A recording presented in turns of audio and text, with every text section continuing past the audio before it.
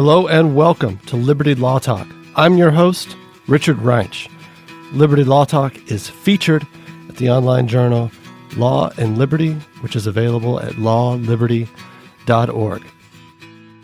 Welcome to Liberty Law Talk. Today we're talking with Scott Lincicome, Senior Fellow in Economic Studies at the Cato Institute, about industrial policy, its prospects, what it means, and what its consequences would be if we had something like that fully implemented.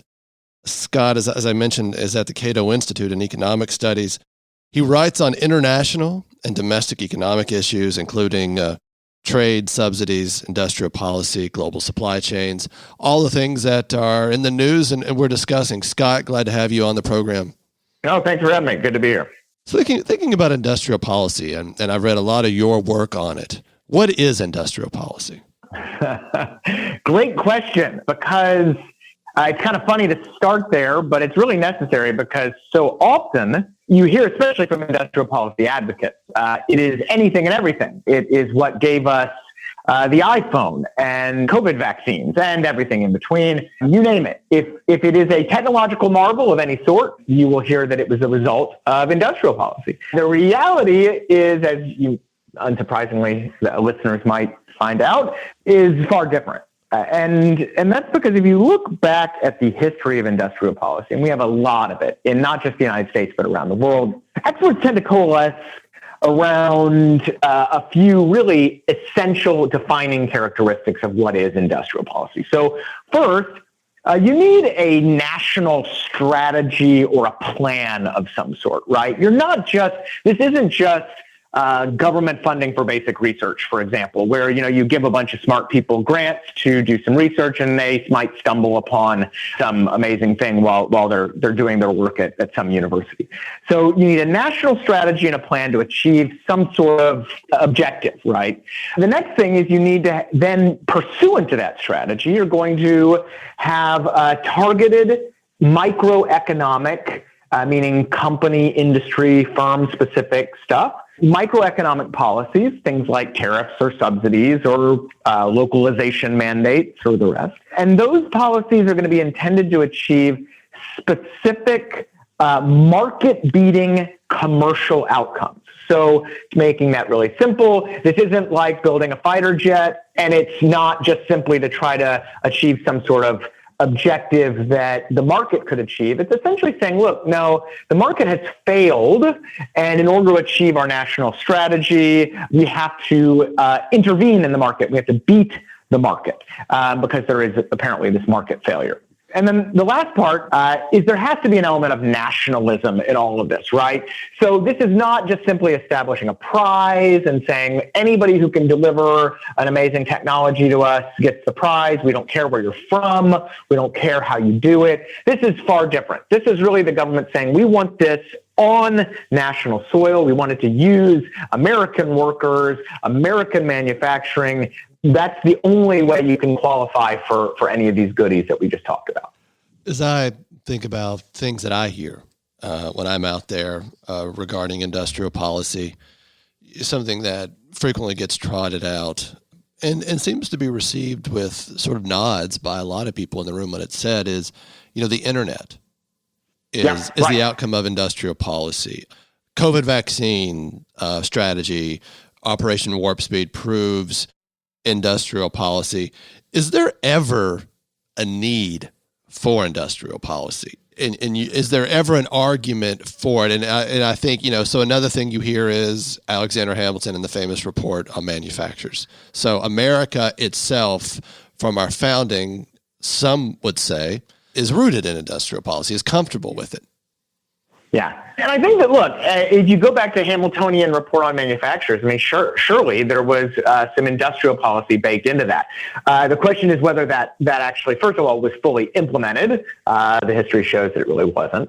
But second is, was that really effective? Did it actually achieve outcomes that were better than what the market would have done? And that's where I think, especially in that kind of Hamiltonian high tariff industrial intervention era of the 19th century, you really see that at least the scholarship on the issue says that, it really didn't work as well as people will claim, that In fact, it was things like rapid demographic expansion and a lot of other factors that drove America's kind of rise in the late 19th century. It wasn't really about industrial policy or trade protectionism. Now, the internet one is a great example of what I was just talking about. So if you actually look in the history of the United States government's involvement in the internet, what you see is that very little of those necessary conditions I just said really apply, because certainly there was government involvement. You look back at the creation of certain parts of the network and what became potentially modern email and all these things. But you see that a lot of these things were discovered by happenstance. You had a government contractor working on a different project and needed to develop a certain amount of technology, or needed a messaging system, through the Department of Defense. They needed to contact each other. So the government wasn't saying, we want the internet. They just, again, these researchers, very smart people, were on a contract and they stumbled upon it. That's not industrial strategy. That's simply, there's just the government touching the thing. You see that a lot in what we hear are industrial policy victories are oftentimes things that, again, people just kind of stumbled upon. And, the COVID vaccines, I think, are another really great example of where industrial policy gets credited for things that really weren't a lot of industrial policy. Starting with mRNA research, well, that was, first of all, a kind of basic research grant. The researchers were not trying to achieve some sort of, amazing market-beating vaccine. But beyond that, you actually see that there's been some great work looking back at the scientists, Cato Institute, Drew Weissman, who actually weren't primarily being funded for mRNA research. In fact, his grant was on a totally different subject, and they really came into their own when they left the government research apparatus and moved to Moderna and BioNTech, the German company, and that brought it forward. And then with respect to the COVID vaccines themselves, one of the great things about the vaccines is that they really show us what a private market alternative would be. And that's very rare, right? Because when the government gets involved in something, it's going to tend to crowd out alternatives. And then, if there's a success, then that was clearly an industrial policy success. But here, we actually had a really excellent contrast, because the Pfizer-BioNTech vaccine was almost entirely a private endeavor. The only thing the U.S. government did, well, two things. First is they eased regulatory constraints. It was nice of them. Exactly. Allowing vaccine production to go in tandem with testing and all that kind of stuff. Typically, they do those things sequentially. They were allowed to do this all at once. But then the other thing is they said, we'll pay you for finished doses. Now, this is essentially kind of a prize format. If you look into the contract of the Pfizer vaccine with the United States government, there's an entire section that says that the United States government will have no control over the supply chain. We'll have no control over the manufacturing process.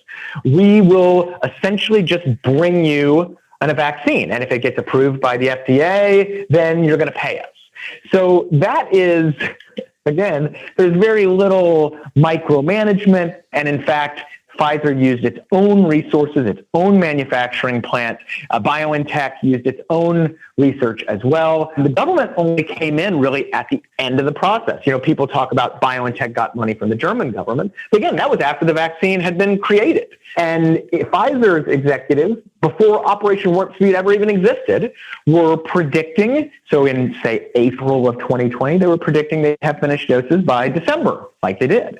And so you contrast that with a much more government-centric approach. And here, in fact, we just had headlines today about Emergent Biosolutions. So Emergent Biosolutions has been involved with the U.S. government for about a decade or so.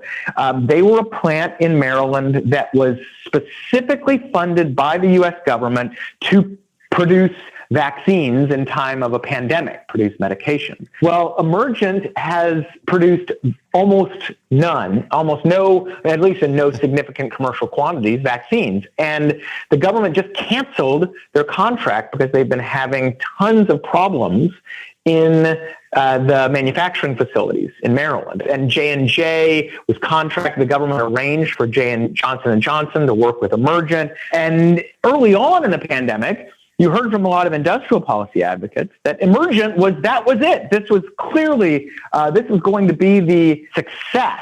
And now, of course, they're quietly, all of those comments have quietly disappeared. And when you actually look into the history of Emergent, you see that its connections with the government, its federal contracting, and the rest were a problem. That they spent a lot of money on lobbying, they spent a lot of money on winning government contracts, but they weren't so great when it came to actually producing results. And again, in the vaccines, we see that.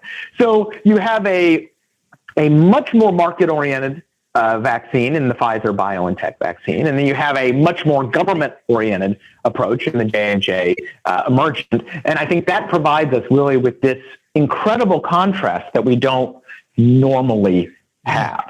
And so I think that's the type of counterfactual we really need to apply to industrial policy supposed successes. Because look, the government's not going to go for infinity, right? There's going to be some successes in there. And the question, though, is were those successes really something that beat the market, that the market could not achieve in the absence of government intervention? And again, I think the vaccines give us a really excellent teachable moment in that regard. And on that point, thinking about the internet, so it is the case that government researchers and DARPA stumble onto the technology, create a nascent form of it, but it's corporations in a market that develop the technology and make it a commercial product that change the way we all live, basically, Exactly. And that goes for the iPhone too. I mean, there's certainly parts of the iPhone. So if you hang out on the internet enough and you are into industrial policy, you're going to run into this meme or picture or whatever that essentially says everything in the iPhone comes from the government. The government invented the iPhone. Right. When you dig into that, unfortunately, some researchers have, I wrote about it in my paper, what you see is that there were certainly, there was some government, a couple guys on a government grant who developed I think it was the LCD screen, but they weren't even trying to develop that technology. They were actually they were working on a totally different project, but they needed this tech for what they were doing. They stumbled upon it. But the bigger deal is that it took Apple and Steve Jobs to package all of these different technologies into the iPhone and to develop a manufacturing strategy that involved a lot of globalization and offshoring and all of those nasty things that industrial policy folks don't like, to achieve a product that would be a success in the commercial market and thus, get consumers to buy it. And that led to all the wonderful upgrades and adaptations and really, the amazing technology that, I have in my hand right now. And it's that type of direction or whatever that is really rare in the industrial policy successes you hear so much about. It's much more, there's a few things that people kind of stumble upon, but then it's the private actors that create the modern technological miracles. There's two directions I want to go in. I want to talk about, because I think that brings up just the idea of the knowledge problem inherent in industrial policy planning. And also want to talk about other nations, in particular Asian nations that we frequently hear about our successes in this regard. But one, just think about the Steve Jobs example and bringing together all these technologies. That's about specialized knowledge that, he in some great way was able to combine along with the people around him and all of the record they had in their industry of thinking about what could actually work and what could we actually build upon in creating this new product. And that gets, the famous essay by Friedrich Hayek, it was 1948, The Problem of Knowledge. And what would a government bureaucrat have to know? When would they have to know it? How would they apply it? What incentive would they have to get it right? And of course, and you've been saying this, versus, and then compared to what? And is really the thing that they're trying to do to achieve a political objective on behalf of an ideology or on behalf of a turf battle inside their agency or on behalf of congressional representatives supporting them. All of those things factor in it just seems like the comparisons ultimately mean that a government official getting it right is really spectacular. Yeah. Well, and like you were saying, having the specialized knowledge needed to achieve these things is something that requires not only a ton of input from all sorts of different actors, it also requires a willingness and ability to change course quite quickly, to admit failure, and to then adapt accordingly, right? Steve Jobs has had some failures too. It wasn't just all iPhones, iPads, and the rest. Yeah. Well, he was fired at one time, right? And he came back. Right. And so, it's the willingness to fail that is, I think, quite often missing from, and again, that's part of the knowledge process and something that government actors are rarely willing to do. I mean, it took, Emergent Biosolutions, going back to that company, it took years of failure before the government finally pulled the plug. And thank goodness we had alternative vaccines, because just imagine if our entire vaccine production was on that model and reliant on the millions of doses that have never left that factory.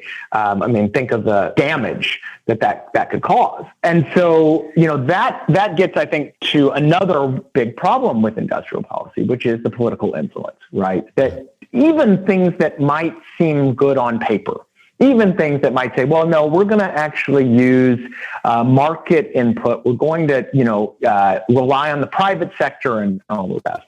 Very, very often politics intervenes, and you have all the public choice issues that arise from that. And that something that looks good on paper after it gets through the sausage making in Washington doesn't look so good when it comes out the other side. And then when it actually fails, it still continues for years and years, because it's hard to turn off the spigot once the technology pork barrel, as we call it, gets rolling. Yeah. I want to ask you about some Asian supposed successes in industrial policy. You and I, it's funny, in my research in industrial policy, I stumbled across the amazing statement you found as well, and that's from the once vaunted Japanese Ministry of Trade, MITI, and they said, we thought industrial policy was the source of our success. Instead, we found it was the source of our failure, something like that. It's an incredible statement from this once incredible government agency in the Japanese government. Are there successes in, say, South Korea, Taiwan? I mean, recently I was at a political economy conference sort of debating this issue and others with people on the right, like Warren Cass. And, he was on a panel and, forthrightly said, the Taiwanese semiconductor industry proves what can happen. Yeah. And the thing is, well, there has been a great success with the semiconductors in Taiwan. We don't know what would have happened without the government getting involved. But to your mind, is the Taiwanese semiconductor success story an industrial policy success story, or is it more complicated?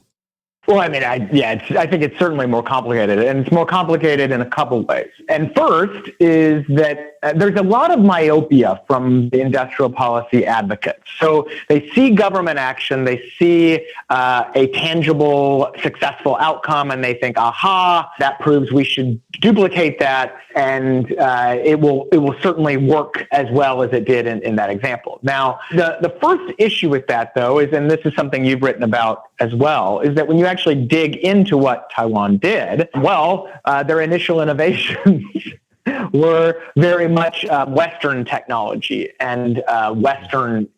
So this was not, the government fomenting actual innovation. It was essentially borrowing that tech. So you start from that. Now, governments have lots of money and they can throw around that money. And certainly in Taiwan, government subsidies helped boost the industry. But also, there was a lot of private action in that. TSMC, the large Taiwanese semiconductor company, is a very well-managed private company. And government involvement in TSMC is relatively minimal these days. But more than that, you look at Taiwan's economic makeup overall, and you see that they are heavily leveraged in one industry, semiconductors. So that's great when you're talking about semiconductors. But when you're talking about biotech and let's use pharmaceuticals, for example, not so much. They're laggards. And so do you want the government to, even where you admit there are successes, do you want the government to have that much? Do you want to have an economy that is that unbalanced? The chances of having bigger problems for not having a more diverse economy are rather substantial. Yeah. And then the last part, as you note, is the counterfactual, right? If you look at some of the research, so Arvind Panagaria, for example, has done some great work on this. He's at NYU. And you see that actually Taiwan grew more slowly in its peak industrial policy period than it did outside of those periods. And when you look at other industries outside of Taiwan, so look at South Korea, for example, or Japan, like you mentioned, you actually see that a lot of these companies and these industries ended up being less productive and kind of these big hulking conglomerates that weren't very innovative or had all sorts of other problems. So you certainly say there's not a world where there aren't going to be occasional wins, but you have to ask at what cost in terms of the economic makeup of a country, in terms of the counterfactuals and the other unintended consequences. I've thought, you might succeed in the short term. Yeah. Maybe the medium term. One question I've thought about the Taiwanese semiconductor success would be, so there was government, I think it was a Western executive, who maybe was a Taiwan expatriate, I forget, brings this technology and this idea to Taiwan and gets some initial funding through a research institute. And that becomes the basis of the company. But then the company within a couple of years is heavily private. And so, again, it's sort of like the internet. But what really made it successful was private investment. Although there's this initial public seed money. But that, to me, isn't really industrial policy, I don't think. That's just, we want the government to do some initial basic investing. And that then creates a lot of momentum for the government doing a lot of things there in that regard. But I thought, too, what if someone comes up with a better way to design semiconductors and a better way to manufacture them? And you've sort of invested in this way, and now what? Now how are you going to retool? That's also there, First point on the kind of infant industry subsidization and government seed money. This gets to something I wrote about in my paper and have written elsewhere as well, that looking at small developing countries and saying, aha, America can and should copy that is it's very problematic. The U.S. capital markets are, the thickest and most active on the planet. And the idea that we need government seed money for industrial and commercial applications is pretty far-fetched. We are not 1970s Taiwan, right? And that leaves even aside the kind of political differences in political systems and the rest. Just the same economic arguments that might support some sort of infant industry involvement by the government in a developing economy just really don't fly in the United States. Yeah. Thinking about, so I think the elephant in the room here, which seems to give this life, is China. Yeah. And, thinking about this new missile, hypersonic missile China launched, that made me do a double take. Not that I think we're going to go to war with China, but that they seem to be progressing. My impression is they seem to be outdoing us in certain forms of, say, supercomputer technology. Obviously, I think this missile they've launched is beyond our capability. And that all sort of brings to mind this idea again of maybe the government should be actively engaging in technological discovery and innovation and then allowing companies then to do something with it. Is that China? Is that what's going on? Are they a massive success in industrial policy and the interaction between the Chinese state? And I don't know. I have a hard time thinking of like companies being private in China. I know that's not true. Even the private companies, I think, have Chinese government members on their boards. So the government is involved in something in every way. But is China sort of this living rebuke? And that's something the economic nationalists point to as well, as you know, is maybe we should be more like China. Right. Well, there's a host of problems with that. I mean, the first and most basic is, can we be like China? Let's assume everything is amazing there, that they are dominating in all these technologies. We'll assume that for the moment.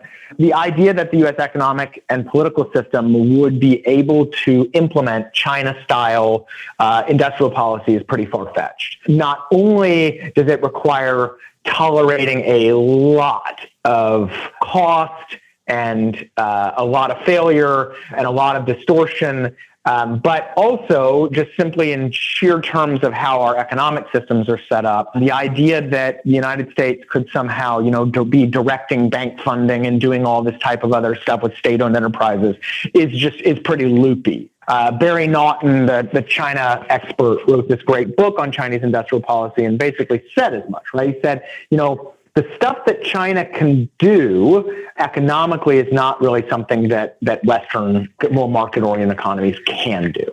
Now, the question, so that's the first, I think, big problem. The second big problem, though, is that when you actually dig into Chinese industrial policy, you see that there are a lot of failures, and certainly there are some successes. They seem to be progressing in AI. You mentioned the hypersonic missile thing. But there are a lot of failures, too. For example, China's been trying for decades to be a champion in semiconductors, and they're still a decade behind TSMC and Intel and Samsung.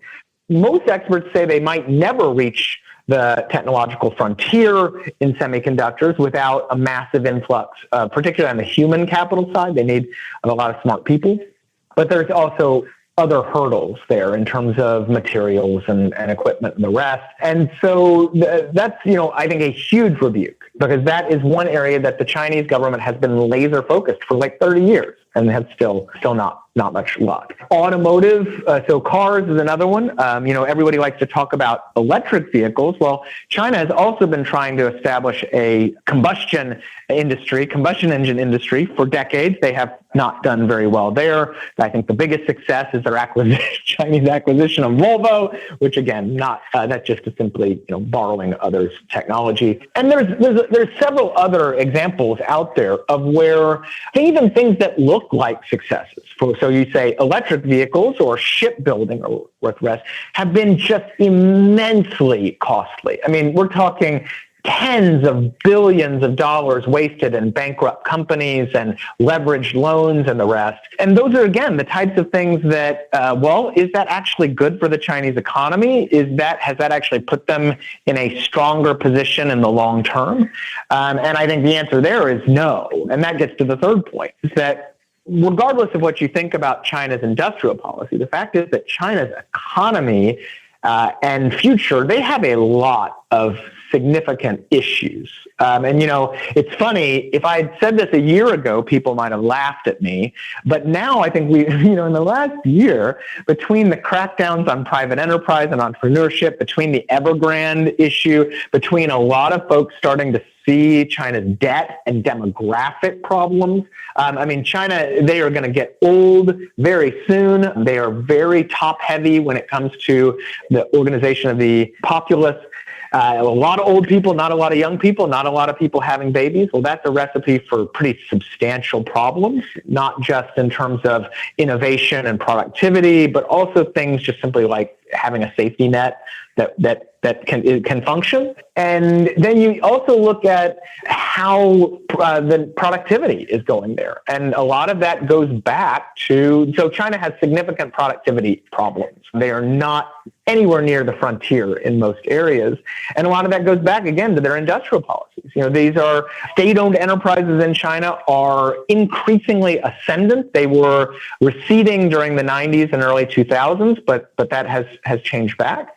And so you have a country that, it's this big hulking, ship out there. But then when you look a little closer, you see that it's kind of old and got some cracks in it. And now that doesn't mean that China's economy is going to implode. I'm not one of those folks that thinks that China is on the verge of collapse. But I do think that they have a lot of headwinds, and it's those headwinds that should give us pause. Do we really want, first of all, to change the United States economic system because there is this immediate, threat of China being a global economic hegemon? That doesn't seem quite right. But beyond that is, do we want to have all the similar, distortions and problems that type of planning appears to have caused?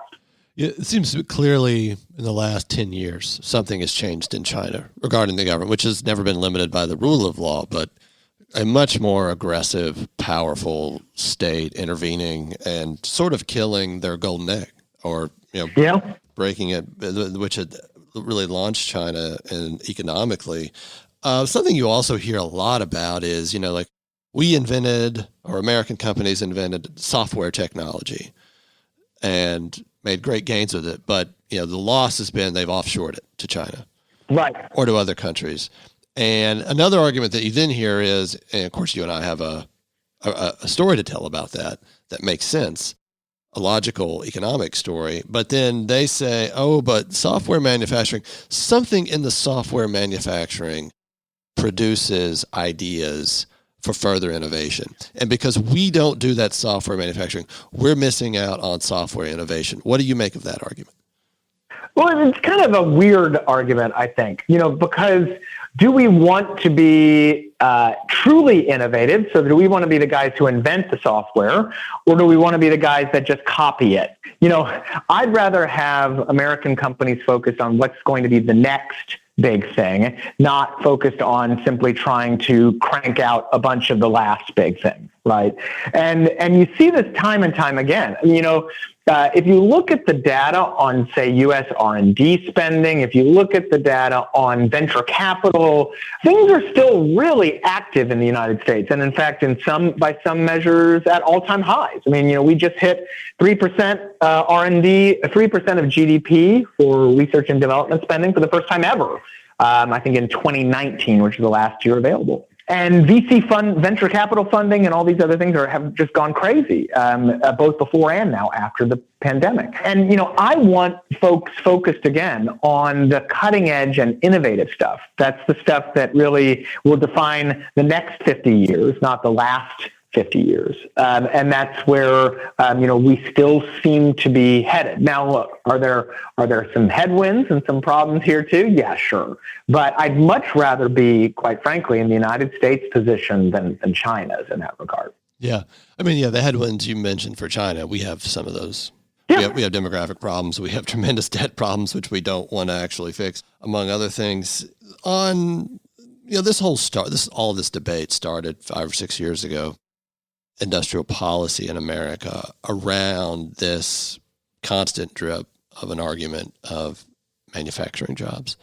And with the loss of manufacturing jobs has hollowed out the middle class. It's hurt men in particular. It's been responsible for drug overdose deaths. It's been responsible for single families and perhaps the decline in our own birth rate. There's all sorts of things it gets tied to. Industrial policy to bring back manufacturing jobs, that's an argument you hear from people I think are smart on a lot of other issues. What would that take? What would it look like? Do you think it's even possible? I think manufacturing jobs are like 7% of the economy. So I don't know what number would be good for according to the economic populace. They never say, but what would actually happen if you tried to reshore manufacturing jobs? Right. Well, the problem that we have, the problem that industrial policy folks have is just a huge contradiction in objectives. On the one hand, they want to have the most innovative and productive companies and manufacturers in the world to advance manufacturing. On the other hand, they want to have a lot of jobs. Well, the problem is that the advanced manufacturing, first of all, the jobs that are there are going to be pretty high skill. They're going to require, if not advanced degrees, at least some, well beyond a high school education, what we call now gray collar jobs. So yes, you're working in manufacturing, but you're also, how to operate robots, how to program some basic programming, that kind of stuff. So that's your first problem. These are not going to be kind of the classic, guy working in a steel mill type job. But the bigger problem in advanced manufacturing is there just aren't a lot of jobs there. And the fact is because they are very capital intensive, they're going to use, again, robots, computers, and the rest. And that's the real story of American manufacturing employment over the really long term. But the bigger problem is that over the long term, so going back to, say, the 1940s, U.S. manufacturing jobs as a share of employment are just steadily going down. They're going down at essentially the same clip, and that's a story of productivity gains. So there just aren't a lot of jobs in the advanced, innovative industries that industrial policy folks want. By contrast, where the jobs are going to be in labor-intensive, low-wage areas. Right. So, we have some of those jobs, food manufacturing, for example. We have a very large food manufacturing sector. Most of the food we consume is domestic. Those jobs don't pay well. You're lucky if you're looking at $15 an hour, but they're the types of jobs that you would need if you're trying to restore this kind of classic, men with a high school degree and nothing more in these small communities and, having breadwinner families and all that kind of jazz you hear so much about from industrial policy advocates. Well, yeah, I think theoretically we could reshore these jobs in textiles and the rest, but if we do so, they're going to be tremendously unproductive and thus pretty low paying. And that's, quite frankly, not going to be a good way to orient our economy. I would much rather have industries at the high end and the most innovative and most productive than, essentially forcing a certain part of the workforce into these low-wage, low-productivity sectors. And, that's kind of the trouble we have in some of these, issues like, say, male labor force participation and the rest. I don't think anybody doubts that, hey, there are reasons to be concerned in some of this. There are reasons to be concerned about declining male labor force participation overall. But industrial policy ain't going to solve the problem. Having just a bunch of additional textile manufacturing in the United States or furniture or food or whatever is not going to solve the problem.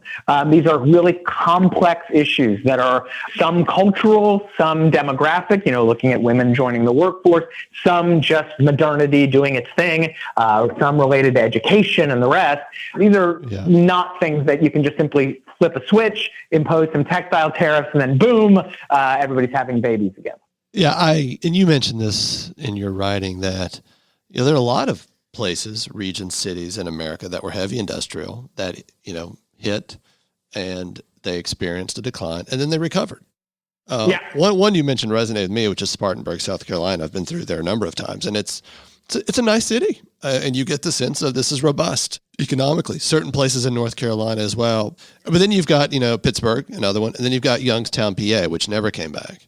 And which sort of, I can't speak to the decisions that they've made, but it's sort of like always wanting someone to save you or always wanting to bring the past back, and you just got to let it go and retool, and that hasn't happened there. So and then this question too of prime age working men. There are a lot of idle men. There's also a lot of welfare dependency, I think, there too. I think there's a lot of government policies that have made this possible, and that rarely gets mentioned. Exactly. Yeah. And that goes back to, I think, the complexity of some of these issues is the safety net in some cases doing more harm than good? There have been a series of papers out recently that look at work requirements that were part of welfare reform in the 90s, and they said that these were at the time these reforms that were accused of being draconian and the rest actually ended up improving the long-term outcomes of single mothers or children in these families that were affected. And that's the type of those are again those types of really more complicated questions. But going back to what you said about Spartanburg versus Youngstown and the rest. And for those who are listening, I wrote an op-ed or a long column on this.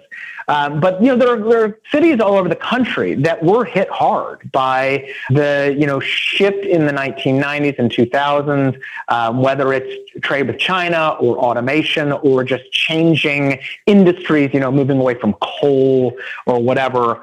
But the thing that we hear a lot about these old industrial cities, but we don't hear about is that the vast majority of them did adapt. And they adapted, I think, in part because of economic policies. I think, certain states in particular have really bad economic policies, and that makes change more difficult.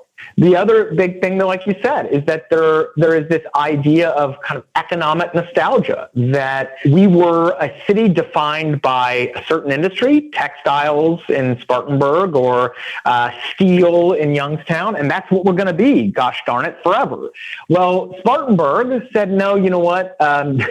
They saw the writing on the wall in the 1970s, and this they being industry and political leadership in the state. And so what did they start doing? Well, they started courting foreign investors in automotive manufacturing, in tires for Michelin and automotive and BMW. But also they said, look, let's diversify into services. And they, they had the willingness and the economic policies in place to adapt. And now they're thriving. And those towns, Pittsburgh, another one, those towns are all over the country. We never hear about them. Instead, we hear about Youngstown, where Youngstown did not diversify. Youngstown wanted to remain a steel town. Youngstown struggled to do anything beyond that, despite tons of federal intervention. Yeah. And that, I think, is the story that we need to tell more on kind of the free market side of things. That certainly some older industrial cities still struggle, but the vast majority of them have moved on. And it's that contrast you got to ask, well, why didn't those cities move on? What were they doing wrong? It's probably not a failure of federal policy, whether it's tax, trade, or whatever. Surely maybe some, but it's far more likely that this is a problem of state and local governance and of other things. I think one of the things we're looking at in retrospect is that the mill town economic model, where you have a single mill at the center of a town, and that the town is undiversified, it's essentially dependent on a single industry, a single factory or company, is a really bad model, right, in terms of withstanding economic shocks. That diversified cities, and it doesn't even have to be a place like New York City or San Francisco or whatever. I mean, it can be a place like Spartanburg or here in Raleigh, for example, where I live. These are diverse areas, and it's much better to have your eggs in a lot of baskets instead of in one basket. Now, is that a reason for industrial policy or for protectionism or something? No, I mean, I think that's quite manifestly, obviously not. But it's, again, an argument and a viewpoint that we rarely hear in the press. It's all just simply closed mills, shuttered towns, and economic populism. Also, there's this view of America as we just in this free market country for the last 3 decades, and these jobs just fell prey to the maw of capitalism. Senator Marco Rubio sort of has said that at times, among others. And then China got all the jobs. And it seems to me it is the case. America has been very actively engaged in trying to keep and protect manufacturing jobs. Yeah. Including steel jobs. And that isn't widely known. And it hasn't worked. And you pointed out in your writing, if you look at countries, Western countries, Germany sticks out, I think France sticks out, that have really tried to manufacture or keep their manufacturing jobs, they too have experienced a decline as well. According, it's automation and also offshoring, and also consumer decisions. As people get wealthier, they buy more refined products and services with that income. And so that also, but it takes a while to explain that. Yeah, exactly. But yeah, I mean, that brings up another great point, is that you hear so much that the plight of the American working class is due to decades of laissez-faire, free market fundamentalism, right? Yeah. But when you actually dig into the history and the policies, you see that, look, first of all, the United States has a lot of protectionism in place. You look across certain industries and across, whether it's shipbuilding or sugar or even textiles and apparel and footwear, or then you look at our anti-dumping and countervailing duty policy, where we have hundreds of special duties in place specifically intended to protect American workers and American manufacturing. And, these things, it turns out that's, like standing in the middle of the ocean and promising to stop the waves. Maybe you have a little success for a second, but at the end of the day, you're going to get soaking wet anyway. And that's because these are bigger global phenomena that are happening all over the world. They tend to happen as countries develop economically. And it's those kind of seismic forces that are really what's driving things at the end of the day. And that protectionism most often, and the subsidies and the rest, most often do more harm than good by encouraging industries to not innovate in the face of competition, by encouraging workers not to adapt and upgrade their skills or move on to other industries, and by creating kind of bloated industries like the shipbuilding industry, which has had 100 years of protection from the Jones Act, and now can't make a ship that's worth a darn.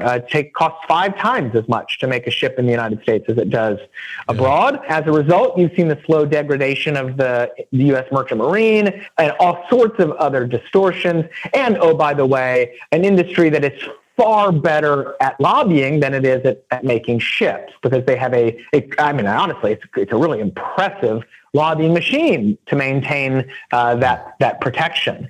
And so that's the sad but true story of a lot of industrial policy, that it just doesn't work very well in the face of these broader challenges. So with that in mind, there are things that do tend to work pretty well. Nothing's perfect, but we know that, whether it's, streamlined tax and regulation policy or high skill immigration or just immigration generally, there are things that do tend to help. But it's just not, it's like you said, it's not an easy solution as opposed to just saying, I'm gonna save all your jobs. Yeah, it requires patience. It requires a certain amount of prudence and the ability to see things in the long term. And an optimism too. I think, one of the things I like about being on the kind of free market side of things is there's an inherent optimism in supporting free markets, right? The idea is that I actually do think that, the U.S. economy, for all its warts, is a prosperity machine and has been one for a century plus. And I think that individuals can, if given the opportunity, can better themselves and can make it, however you want to describe it. It's nice to be on that side because, quite frankly, the industrial policy side is really quite pessimistic. Workers can't make it.